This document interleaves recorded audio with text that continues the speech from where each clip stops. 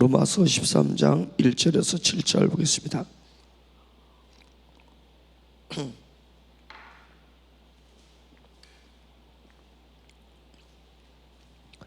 로마서 13장 1절에서 7절 같이 읽겠습니다. 시작. 각 사람은 위에 있는 권세들에게 복종하라. 권세는 하나님으로부터 나지 않음이 없나니 모든 권세는 다 하나님께서 정하신 바라. 그러므로 권세를 거스르는 자는 하나님의 명을 거스름이니 거스르는 자들은 심판을 자취하리라. 다스리는 자들은 선한 일에 대하여 두려움이 되지 않고 악한 일에 대하여 되나니 내가 권세를 두려워하지 아니하려느냐. 선을 행하라. 그리하면 그에게 칭찬을 받으리라. 그는 하나님의 사역자가 되어 내게 선을 베푸는 자니라. 그러나 내가 악을 행하거든 두려워하라. 그가 공연히 칼을 가지지 아니하였으니 곧 하나님의 사역자가 되어 악을 행하는 자에게 진노하심을 따라 보응하는 자니라. 그러므로 복종하지 아니할 수 없으니 진노 때문에 할 것이 아니라 양심을 따라 할 것이라. 너희가 조세를 바치는 것도 이로 말미암음이라. 그들이 하나님의 일꾼이 되어 바로 이 일에 항상 힘쓰느니라. 모든 자에게 줄 것을 주되 조세를 받을 자에게 조세를 바치고 관세를 받을 자에게 관세를 바치고 두려워할 자를 두려워하며 존경할 자를 존경하라. 아멘.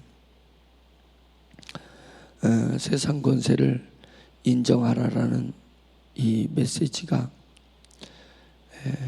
그냥 이 로마서 13장만 뚝 떼어놓고 보면은 이거를 도대체 어떻게 해석해야 되는 건가? 세상 권세를 인정하라는 것은 우리를 탄압하는 그런 지배 국가에게 아부하고 충성하라는 건지, 아니면 어느 나라에 우리가 귀속됐다 하지 않더라도 이 정권이 독재 정권도 있을 수 있고 불의의 정권이 있을 수도 있는데 그냥 기독교인들은 그런 것에 친정부의 그런 모습을 따르라는 건지, 도대체 이거 해석하기가 매우 어려운 문장 중에 단락 중에 하나입니다. 그런데 이 로마서가 13장부터 시작된 거라면은 우리에게 혼란을 줄 수 있지만 우리가 로마서 1장부터 이제까지 사도 바울이 무엇을 강조했는지를 간과해버린 상태에서 이 13장을 해석하려고 시도를 하게 되면 이것이 권력에 아부하는 어떤 대항하거나 저항하거나 공의를 저버린 상태에서 권력자들은 그저 하나님이 주신 권력이니 그 권력자에게 무조건 순종하고 복종하라는 것으로 이해하게 되어버리면 곤란하게 되어버립니다. 기독교가 힘없는 종교가 되어버리게 되는 것입니다. 그래서 오늘 말씀의 5절에 보면은 양심을 따라 너희가 할 것이다, 이런 구절이 있습니다. 그래서 지금 이 로마서에서 사도 바울이 복음을 이야기하면서 매우 중요시 여기는 것이 있는데, 제가 로마서를 시작하기 제일 처음에 한 말입니다. 복음은 하나님께서 세상을 이렇게 사랑하셔서 독생자 예수 그리스도를 이 땅에 보내시고 우리를 진리 위해서 십자가에 죽게 하시고 죽으신 예수 그리스도를 부활이라는 길을 따라 첫 열매가 되게 하시기 위해서 부활시키시고 승천하셨다가 그 다음에 재림하실 때 우리 육체가 부활해서 부활할 것이다.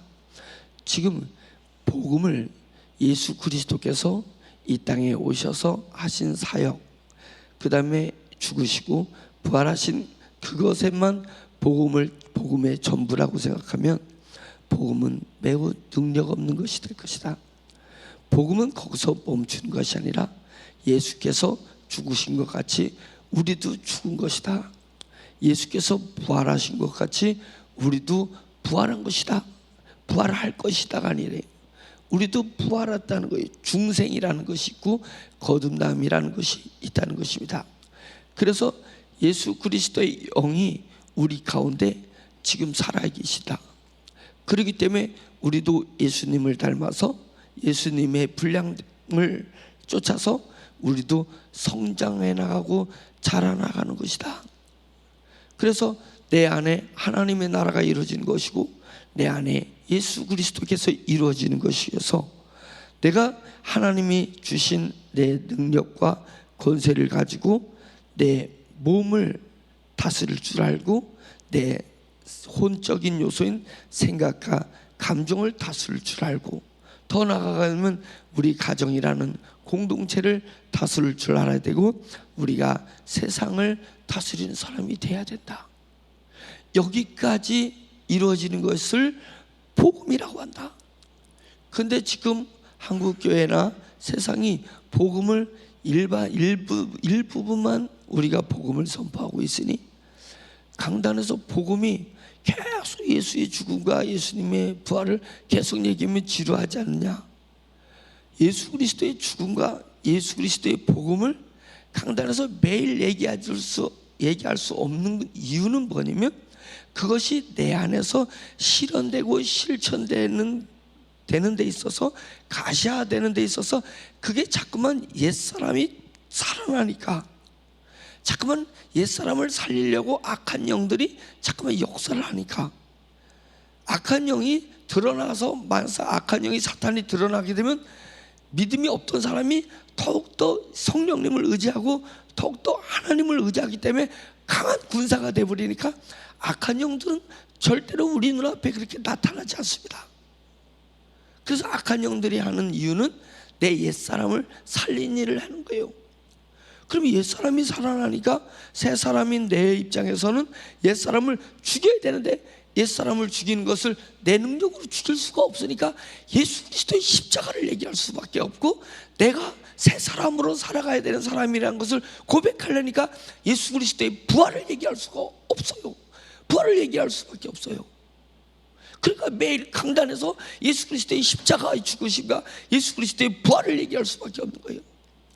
그러니까 이 가울등과 싸움 속에서 오라나는 공고한 사람이 되는 거니까 결국은 공고한 사람이 계속 싸움에서 이겨나가야 되는 이유는 뭐냐? 싸움을 나가야 되는 이유는 뭐냐? 그것은 예수 그리스도께서 재림하실 때 완벽한 내 육체의 옛사람을 완벽하게 이기는 내 육체의 부활을 소망할 수밖에 없다는 거예요. 내 육체의 부활이 일어나는 날 지금은 희미하게 주님의 얼굴을 배우나 그 나라에 갔을 때는 얼굴과 얼굴을 대하여 주님의 얼굴을 배울 것을 최종 소망하는 것입니다. 그것이 로마서에서 흐르고 있는 것입니다. 흐르고 있는 것이. 그러니 이 13장을 세상 권세, 권력을 해석하고 이해하기 위해서는 우리의 옛사람과 옛사람으로 인해서 만들어진 공동체를 이해해야 되는 거예요. 이해해야 되는 거예요. 그것을 그 속에 들어가서 살아나는 것이 아닙니다. 우리는 옛사람과 옛사람으로 만들어진 이 세상의 공동체가 있다는 것을 인정해야 되는 거예요. 인정하라는 것입니다. 그것만 인정하는 것이 아니라 새 사람과 새 사람이 모인 공동체인 교회 공동체를 믿고 인정하라는 거예요.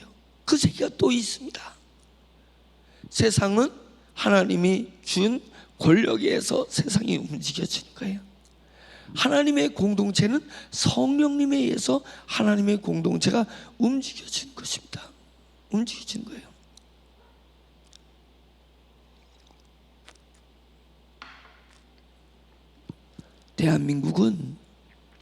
대한민국 국민이 뽑은 대통령에 의해서 대한민국은 움직여집니다. 행정이 움직여집니다. 물론 대통령을 견제하기 위해서 국회의원이라는 제도가 또 있습니다. 그러나 대한민국은 대한민국의 행정수반인 대통령과 그 다음에 헌법을 비롯한 그런 제정된 법률과 그 다음에 대한민국의 국민들 속에서 역사를 이어서 온 풍습과 관습, 관례, 그 다음에 대한민국 국민으로서 느끼는 상식에서 대한민국이 움직이는 것입니다. 그럼 내가 대한민국 국민이라 해서 내가 대한민국 것을 인정한다 해서 내가 필리핀을 가거나 미국을 가거나 일본에 가서도 대한민국의 대통령만 얘기하면 어떻게 되겠냐 이거예요.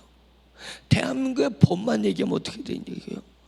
대한민국의 법에 의하면 자동차는 오른쪽으로 가게 돼 있습니다. 근데 일본에 가면 일본 법에 의하면은 거기는 황제가 통치하는 나라들은 다 왼쪽으로 가게 돼 있습니다. 자동차는 왼쪽으로 가게 돼 있어요. 근데 그 나라의 법을 인정하지 않고 그 나라의 통치 체제를 인정하지 않고 내가 일본에 가서 나는 대한민국의 법을 지키는 사람이니까 나는 대한민국 국민이니까 오른쪽으로 차 타고 가면 어떻게 되겠냐고. 교통사고 나 죽어요. 교통사고 나서 죽어. 그 나라의 법을 이해하고 그 나라의 법을 지키려고 해야 되지 않냐 이거예요. 일본에 가면 일본이 물어야 되는 세금과 일본에서 해야 되는 그 규칙에 의해서 지불해야 되는 그런 세금을 일본 정부에다가 내야 되는 것 아니겠습니까? 지금 그것을 얘기하고 있는 것입니다. 우리는 하나님 나라의 백성입니다. 우리는 절대 성령님을 우리의 왕으로, 성령님을 나의 주권자로 믿고 따르는 오매불망들입니다. 그러나 세상은 세상에 규칙이 있고 세상에 법이 있고 세상에 통치자가 있다는 것을 인정하라는 거예요. 그것을 인정하라는 것입니다. 그래서 그것을 절대 부인하고 살아서는 안 되는 것입니다. 왜냐하면 그 뒤에 하나님 나라를 통치하고 계신 성령님께서 그 권세자와 권력자 뒤에 있는 것입니다. 그래서 로마서 12장은 악으로 악을 갚지 말라 이렇게 이야기를 하고 있는 것 아니겠습니까? 악으로 악을 갚으려 하지 마라. 그래서 선으로 악이겠죠. 선으로 악을 이기라라고 했습니다. 우리는 기독교인들이 너무 정치 논리에 왔다 갔다 하는 것을 보는 것입니다. 정치와 정책을 구분할 줄 알아야 되는 거예요. 정치의 목적은 권력을 쟁취하는 것입니다. 정당의 목적이 그렇게 돼 있어요. 정당은 권력을 쟁취하는 거예요. 왜 권력을 쟁취하려고 하냐? 권력을 쟁취해야 정책을 만들 수 있고 그 정책을 국민들을 위해서 쓸 수 있는 것 아니겠습니까? 그러면 정치의 결정이 뭐냐면 선거라는 것이 있습니다. 선거에서 지면은 하나님께서 뜻한 바가 있어서 저 사람을 권력자로 세웠구나라는 것도 우리가 인정해야 되는 것입니다. 인정해야 되는 거예요. 그러면 선거에서 이긴 사람은 정책을 펼 수 있는 권한이 있습니다. 그럼 그 정책을 분석하고 정책을 따르려고 해야 되는 국민으로서의 의무가 주어지는 것입니다. 이것은 내가 기독교인이기 때문에 그 의무를 지키지 말라라는 것이 없습니다. 악법도 법인 거예요. 악법도 법인 거예요. 그런데 그 정책과 정치를 구분하지 못해서 이미 자기가 믿은 정치인이 떨어졌음에도 불구하고 죽기 살기로 일하고 있는 것이 있어요. 그것은 다음을 보고 정책을 따를 수 있어야 되는 거 아니에요. 정책을. 그것을 무엇으로? 성령님의 양심으로 해야 된다. 그것입니다. 성령님의 주신 양심은 뭐냐면 제가 그랬잖아요. 양심은 두 가지의 양심이 있습니다. 먼저는 우리 옛사람의 양심이 있습니다. 그리고 두 번째는 새 사람의 양심이 있습니다. 옛사람도 자아가 있기 때문에 자아를 움직이는 기준이 있는 게 양심인 거예요. 새 사람도 영적 자아를 가지고 있기 때문에 새 사람도 양심이 있는 것입니다. 기준이 있어야지 되는 거니까. 옛사람은 그 양심이 어떻게 만들어지냐면 많은 사람이 같은 길을 감으로 인해서 형성이 됩니다. 두 번째로는 내가 계속 교육을 받으면 양심이 형성이 됩니다. 세 번째로는 계속 내게 감정의 도전을 받으면 양심이 형성이 됩니다. 많은 사람이 가는 일을 해도 교육을 받지 못한다면 양심이 안 만들어집니다. 그리고 내가 교육을 받았다 할지라도 내가 엉뚱한 길을 갔을 때 내 감정에 브레이크를 걸어지지 않으면 양심이 안 만들어지는 것입니다. 브레이크를 잠깐만 걸어줘야 되는 거예요. 근데 오냐 할머니나 할아버지 밑에서 자란 애들 브레이크를 걸지 않았고 엄마 아빠가 애가 귀하게 했다고 해서 자기 자식만 귀한 줄 알고 브레이크를 걸지 않으면 그에게 양심이 안 만들어져서 지가 잘못하고도 잘못한 줄 모르는 거예요. 사회법을 어기고도 사회 관습을 어기고도 어기는 것을 양심의 가책을 못 느끼는 거예요. 왜 그래요? 세상에 양심이 세워져 있지 않기 때문에 그렇습니다. 세상에 양심이 안 만들어지면 그런 양심에 의해서 법을 지키지 못하니까 법의 제재를 받아서 인생 망치는 거예요. 맨날 근집이나 왔다 갔다 하고 사람들한테 맨날 조롱만 당하다가 그 인생이 끝나는 것입니다.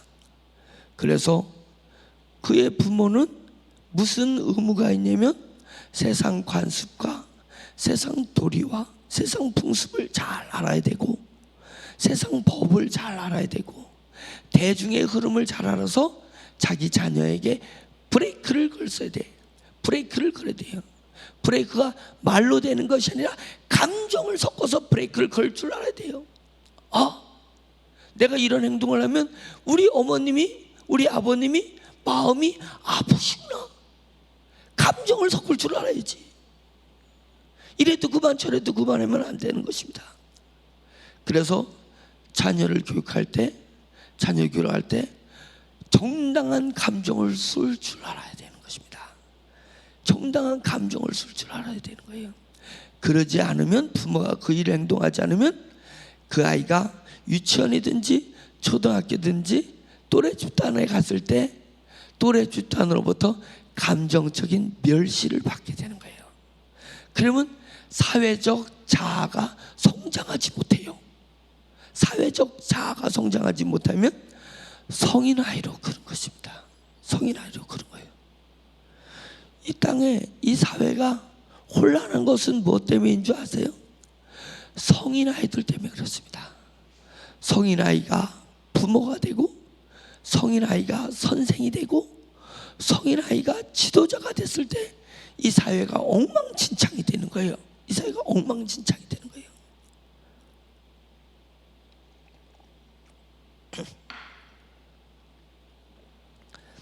우리 자신을 돌아보세요.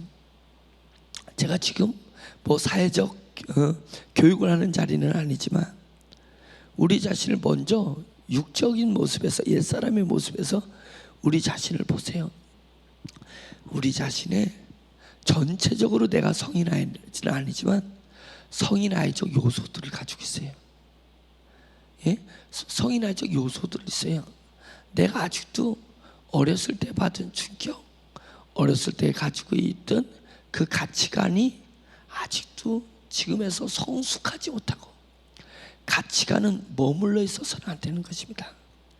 가치관은 사회 공동체와 함께 같이 성장하고 같이 변화되어야 되는 것입니다. 변화되는 거예요. 근데 그것이 성인아이 때 충격받은 그것을 인해서 어른이 됐는데도 불구하고 아이 때에 머물러 있는 그것 때문에 성인의 모습으로 살다가 사회의 부적응자가 되거나 가정을 제대로 꾸리지 못하거나 친구들과의 사회의 어떤 집단에서의 왕따를 당하고 있는 경우가 많이 있습니다. 그것이 육적인 양심이에요. 옛사람의 양심인 것입니다. 제가 이것을 왜 자세하게 얘기하냐면 그거에 준하는 영적 양심이 있다는 것을 분명히 알아야 되는 거예요. 육적인 양심이 어떻게 형성되는 줄 알아야 영적인 양심도 어떻게 형성되고 어떻게 진행되고 내 인생을 내 영적 자를 어떻게 멋지게 만들어가는지를 알게 될 것이기 때문에 그런 것입니다. 영적 자아는, 영적인 속성은 하나님과 교통하는 속성이 있고, 영적 속성의 두 가지는 하나님의 임파테이션, 감동을 받는 속성이 있고, 직관력을 얘기하는 거예요. 직관적으로 하나님의 감동을 받는 속성이 있고, 세 번째 영적 속성 중에 하나는 양심이 있는 것입니다. 근데 그 양심은 맨 나중에 생기는 거예요. 양심이 생기기 위해서는 하나님과의 교제가 일어나는 것입니다. 교제는 오로지 산속에서 들어가가지고 기도할 때만 교제가 일어나는 것이 아니에요. 하나님과의 교제, 그것의 근본은 하나님의 말씀인 줄 믿습니다. 하나님의 말씀을 머릿속에다가 넣어야 되는 거예요. 하나님의 말씀을 머릿속에다 넣어야, 머릿속에다 하나님의 말씀 하나도 들어간 게 없는데 오로지 누구 스승을 쫓아가지고 이 산 저 산 돌아다니면서 이 기도원 저 기도원 쫓아다니면서 밤낮으로 기도하면 어떤 일이 오냐면 귀신이 안 되니까 저에게 영적 지식이 없다는 걸 알아요.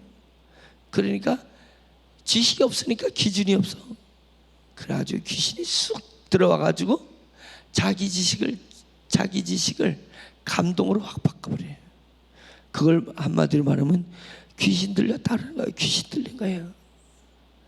지 감정에 사탄의 정보가, 감정이 들어오니까 내 영 속에 들어와 있어가지고 그게 귀신 들린 존재가 되네요. 귀신 들린 마지막은 뭐예요? 믿음이 잃어버리는 거예요. 그나마 믿음이 잃어버리는 거예요. 믿음이 잃어버리면 뭐예요? 제 영적인 모든 세계가 다 파괴돼 버리는 거예요. 가장 불쌍한 존재. 그러니까 자꾸만 하나님의 말씀을 무시하고 하나님의 말씀을 읽거나 하나님의 말씀을 청종하거나 하나님의 말씀을 통해서 교제하는 그 공동체를 무시하고 오로지 그저 자기 감정에만 매여 있는 그런 신앙인들을 제가 너무 많이 봐요. 그래서 제가 그럴 때는 참 불쌍하다. 저 사람은 조만간 믿음 잃어버리겠다. 도둑맞겠다. 귀신들한테 도둑맞겠다 라고 하는 것입니다. 그러니까 교회는 절대적으로 하나님의 말씀만이 선포돼야 돼요. 하나님의 말씀이 선포돼요. 자세하게 선포돼야 돼요. 자세하게 선포돼야 되는 것입니다. 그래서 하나님의 말씀이 머리에 있어요. 하나님의 말씀이 머리에 있게 되면 하나님께서 내게 감동을 주셔요. 예? 우리가 새로 태어난 사람이기 때문에, 거듭난 사람이기 때문에, 거듭난 사람에게 무슨 기능이 있다고요? 성령님이 직관을 주시는 거예요. 감동을 주시는 기능이 있어요. 감동을 주시는 거예요. 직관 주신다니까 오른쪽으로 가라, 왼쪽으로 가라, 일을 해라, 일을 하지 말라. 우리가 뭐 그 로봇이에요? 인형이냐고요? 이걸 뭐라 그래? 이렇게 실로다가 이렇게 사람 꼭두각시. 우리가 꼭두각시냐? 하나님이 우리를 꼭두각시로 세운 거예요? 그런 게 아닙니다. 하나님이 감동 주는 게 이 일 해라, 저 일 해라, 왼쪽으로 가라, 오른쪽으로 가라. 그래가지고 그저 영빨이 있다라는 분한테 가서 쫓아가서 나 이거 해야 돼요, 안 해야 돼요? 그런 무식한 사람들이 어디 있어요? 저한테 와서 그거 해야 되냐고 뭐냐고 묻지 마세요. 제가 그것을 경험해보지 않으면 그걸 할지 모른다는 거예요. 몰라요. 하나님 앞에 기도하세요. 기도하면 하나님께서는 그것이 옳은 길인지, 그것을 담대해야 되는지, 담대한 심령으로 해야 되는지 그 감동을 주셔요. 나에게 영의 감동을 주시면 감동을 받은 자는 감동의 눈으로 보는 거예요. 그러면 그것이 영적으로 끌림인지 이끌림인지, 아니면 내 육적 자의 이끌림인지, 육적 자의 이끌림 뭐 욕심이란 말이에요. 욕심이야, 사기예요. 내가 지금 사기를 맞아서 끌리는 건지 그것을 분별하게 되는 것입니다. 분별하게 되는 거예요. 분별이 되면 믿음으로 밀고 나가세요. 주저하지 말고 밀고 나가세요. 하나님은 우리에게 자유권을 주셨습니다. 왜 자유권을 주신 줄 아세요? 그것은 주님의 나라 갔을 때 주님이 나에게 멸관을 씌워주실 거예요. 네가 잘한 거야, 영철아, 네가 잘한 거야. 하나님, 저는 그냥 하나님이 감동 주셨고, 하나님께서 하나님만 믿고 따라가니까 성령님께서 천군과 천사를 보내주시고 도울 자를 보내주셔서 그들이 다 한 건데요, 성령님께서, 하나님께서 마지막에 무슨 말할 것 같으세요? 네 의지로 한 거잖아. 네가 결정한 거잖아. 그러니까 네 거야. 너는 능히 상을 받을 만해. 그것입니다. 그러니까 우리가 결정하는 데 있어서 주저하지 마세요. 결정하는 데서 남을 의지하지 마세요. 모든 정보는 받되, 모든 정보는 받되. 그리고 기도하면서 옛사람의 요소들, 욕심인지 다른 사람의 꾀임인지 그것을 분석한 후에 성령님이 주신 감동에 의해서 살아라 이거예요. 감동에 의해서 살아라 이것입니다. 그러면 성령님이 우리에게 가르쳐 주시는 것입니다. 가르쳐 주시는 것입니다. 우리를, 성령님은 로봇과 꼭두각시를 만들어 주시고자 하시는 것이 절대로 아닙니다. 영이 성장하면 알아요. 주님께 안 물어봐도 알아요. 안 물어봐도 알아요. 영이 성장하면 이것이 주님이 기뻐하시는지, 이것이 주님이 기뻐하지 않으시는지 영이 분별하게 되어 있습니다. 그러니까 우리가 성장해야 돼요. 성장하려면 첫째 뭐라 그랬어요? 교통이 있어야 되잖아요. 하나님과 지속적인 교통이 일어나야 되잖아요.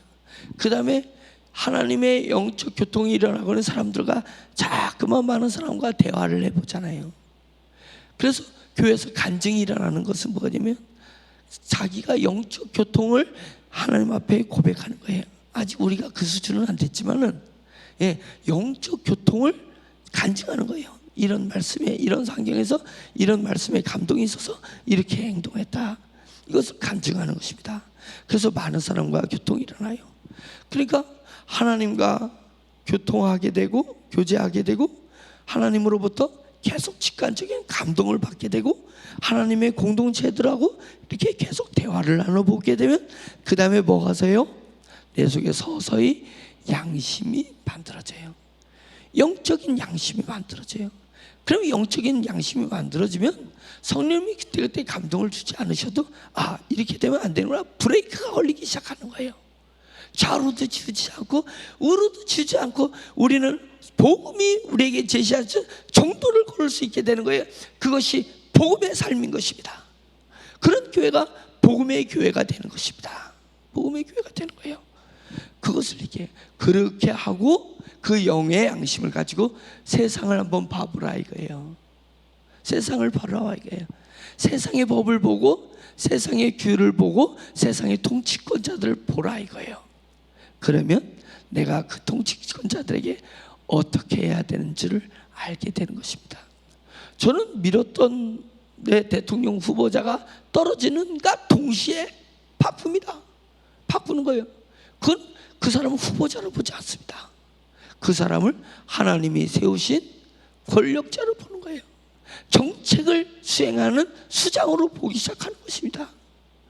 근데 그렇지 못하면 어떻게 내고요? 그걸 영의 양심으로 볼 수 있어야 되는 것입니다.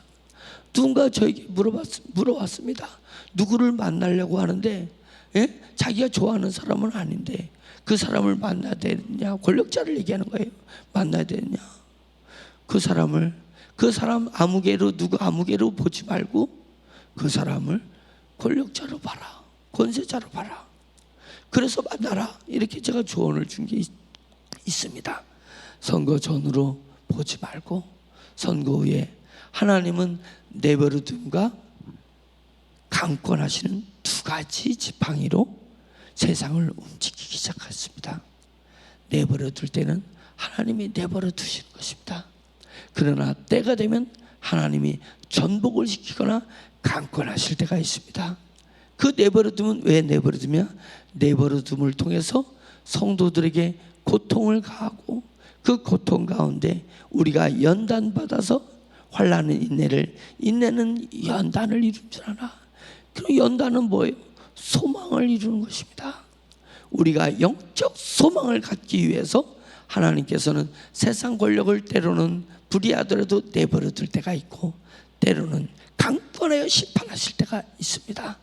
그것을 우리는 영적 양심을 가지고 세상 권세나 세상 룰이나 법칙을 볼 수 있는 성숙한 영성을 가진 그리스도인이 되기를 예수 그리스도의 이름으로 축원드립니다. 아멘. 말씀을 생각하면서 기도해야 되겠습니다. 우리는 뱀처럼 지혜로라고 주님이 말씀하셨으니까 비둘기처럼 순수하기도 했지만 뱀처럼 지혜로운 것은 세상 지식을 얘기하는 것이 아닐 것입니다. 영적 지혜를 가지고 다르게 하면 우리가 빨리 성숙해서 영적 지혜로 세상을 다스릴 수 있는 그런 사람들이 되라고 성령님이 우리에게 권고하신 것이니까 우리 주여 한번 외치면서 내 영이 성장할 수 있도록 주여 제게 영의 충만함을 주시옵소서, 영성을 주시옵소서 기도하겠습니다. 주여 외칩니다. 주여! 할렐루야. 전능하신 하나님 아버지, 주님의 거룩하신 은혜를 감사드립니다. 세상은 세상대로 움직이지만 하나님 아버지여, 저희는 세상에서 사는 사람이 아니라 육적 자아를 가지고 세상에서 사는 사람이 아니라 영적 자아를 가지고 하나님 아버지의 영적인 하나님 아버지의 정체성을 가지고 세상으로 가서 복음을 전하고 하나님의 뜻을 전하고 하나님의 나라를 세상에서 하나님 이루어야 될 소명을 가진 사람들이죠. 주여, 주님께서 역사하여 주시옵소서. 오늘 매우 어려운 이야기, 하나님 아버지 영이 성숙해야, 영이 성장해야 세상을 볼 수 있고 세상을 다스릴 수 있는 하나님 그런 이야기, 권세자들을 볼 수 있는 그런 이야기를 우리 성도들에게 했습니다. 주여, 성도들이 영이 부지런히 말씀을 받아들이고 부지런히 성령님만 오매불망 따르면서 하나님 쑥쑥 자라날 수 있도록 도와주시옵소서. 하나님 못난 놈을 하나님 이제까지 돌봐주시고 믿음 생활 할 수 있게 해주시고 감동 주시고 때를 따라서 강권하셔서 오늘에 이르게 해주셔서 감사합니다. 하나님, 성도들의 영성이 보이게 도와주세요. 소경이 어떻게 소경을 인도할 수 있느냐라는 주님의 말씀이 있습니다. 하나님, 제가 소경이 되어서 제가 어린아이로 머물러 있어서 우리 성도들을 바른 길로 인도할 수가 없습니다. 주님, 성령의 길로 인도할 수가 없습니다. 성령님께서 저에게 강력하게 역사하여 주시고 한량없는 은혜를 주셔서 말씀을 알게 하시고 성령님의 음성을 알아서 하나님 우리 성도들을 잘 하나님 양성하고 양육하고 인도할 수 있도록 주여 도와주시옵소서. 하나님의 말씀이 풍성한 교회 되게 해주세요. 성령님께서 강력히 충만히 역사하는데 하나님 부족함이 없도록 하나님 깨끗이 청소되고 비워진 교회 되게 해주세요. 영적인 모습이 깨끗이 정결하게 되게 해주세요. 성도들이 육적인 모습으로 교회를 흔들지 말고 교회를 어지럽히지 말고 교회에 가득히 육적인 것이 주님 복잡 다양히 있지 않도록 도와주세요. 하나님, 저희가 창국을 피웠듯이 옛것을 내놓았듯이 하나님 각자 성도에게 있는 옛사람을 버리게 해주시고 옛사람을 십자가에 못 박게 해주시고 새 사람으로 하나님 무장될 수 있도록 인도하여 주시옵소서. 말이 많은 교회 되지 말게 하시고 능력이 많은 교회 되게 해주시옵소서. 하나님 아버지, 고집 있는 교회 되지 말게 하시고 순종하는 교회 되게 도와주시옵소서. 하나님의 나라와 하나님의 의를 위하여서 때로는 정권과 싸울 수도 있는, 그러나 하나님 아버지여 영이 성숙한 영의 양심으로 하나님 세상을 볼 수 있어야 되겠사오니 주여 도와주시옵소서.